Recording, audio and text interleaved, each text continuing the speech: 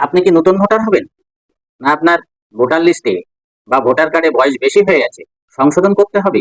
তাহলে জেনে নিন, এই দুটি কার্ডে আর কোনো কাজ হবে না, এই দুটি ডকুমেন্টসে আর কোনো কাজ হবে না। কোন দুটি ডকুমেন্টস, সবটা জানাবো।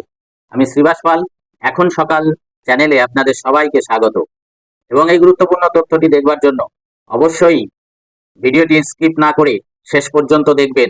তাহলে এই গুরুত্বপূর্ণ তথ্যটি অবশ্যই আপনারা জানতে পারবেন এবং কাজে লাগবে। আগে থেকে এই নথি দুটো আর কোনো কাজে ব্যবহার না করে আপনি তার সাবঅর্ডিনেট অন্য নথি জোগাড় করতে পারবেন। কি সেই নথি? দেখুন, পত্র পত্রিকায় কি লেখা হয়েছে।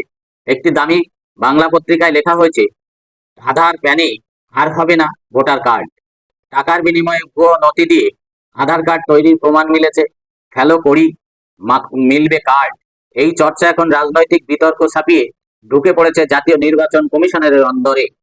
এই পরিস্থিতিতে জেলায় জেলায় নির্বাচনী প্রক্রিয়ার সঙ্গে যুক্ত আধিকারিকরা আধার কার্ড এবং প্যান কার্ডকে প্রমাণ্য নথি হিসাবে গণ্য করতে চাইছেন না।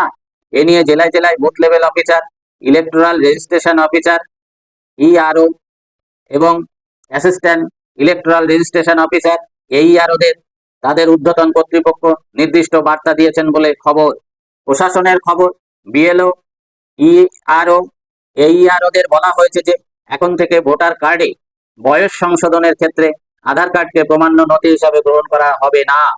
সেই প্রমাণ কেউ দাখিল করলে তা পুরোপুরি বাতিল করে দিতে হবে। সেক্ষেত্রে বড়জোর প্যান কার্ড গ্রহণযোগ্য, কিন্তু নতুন ভোটার কার্ড পেতে কোনো আবেদনকারী যদি আধার বা প্যান কার্ড প্রমাণ হিসাবে দাখিল করতে চান, তার কোনোটি গ্রহণ করা যাবে না। বলা হয়েছে নির্দিষ্ট চিরাচরিত প্রমাণপত্রের, যেমন জন্ম সার্টিফিকেট, অনুমোদিত বোর্ডের অ্যাডমিট কার্ড, প্রাথমিক বিদ্যালয় থেকে দেওয়া সার্টিফিকেট কোনো একটি জমা দিতে হবে, যা থেকে প্রমাণিত হয় আবেদনকারী এই দেশেই জন্মগ্রহণ করেছেন অথবা বাসিন্দা।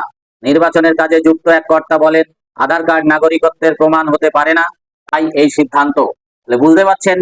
তাহলে প্রশাসনের একাংশের মতে এই দেশের নাগরিক না হওয়া সত্ত্বেও ভারতের ভোটার কার্ড পেয়ে যাওয়া বহু প্রমাণ পেয়েছে জাতীয় নির্বাচন কমিশন, এবং এর জন্য নির্বাচন কমিশন নড়ে চড়ে বসেছে। যাতে জেলা শাসক থেকে এই আরো পর্যন্ত সকলকে দায়বদ্ধ করা হচ্ছে। অসাধু উপায়ে ভোটার কার্ড তৈরির সঙ্গে যুক্ত থাকার অপরাধে 3 জন আধিকারিকের বিরুদ্ধে শুরু হয়েছে মামলা। তাদের মধ্যে একজনকে সাসপেন্ড পর্যন্ত করা হয়েছে। এক জেলা স্তরের কর্তার কথায়, আধার কার্ড যে অসাধু উপায়ে পাওয়া যাচ্ছে তার ভুরি ভুরি প্রমাণ পেয়েছে।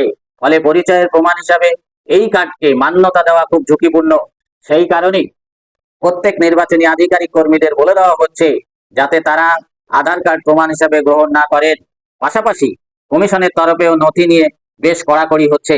তাহলে বুঝলেন যে এই দুটো নথি, আধার কার্ড এবং প্যান কার্ডকে আর প্রমাণ্য দলিল হিসাবে ব্যবহার করা যাবে না। কারণ আধার কার্ড যেখানে সেখানে পয়সা দিয়ে তৈরি হচ্ছে, প্যান কার্ডও অনলাইনে পয়সা দিয়ে একটা ডকুমেন্ট সাবমিট করে দিলে হয়ে যাচ্ছে। প্যান কার্ডও প্রত্যেকে করে নিচ্ছে যখন তখন, এবং আধার কার্ড তো ভুরি ভুরি হচ্ছে।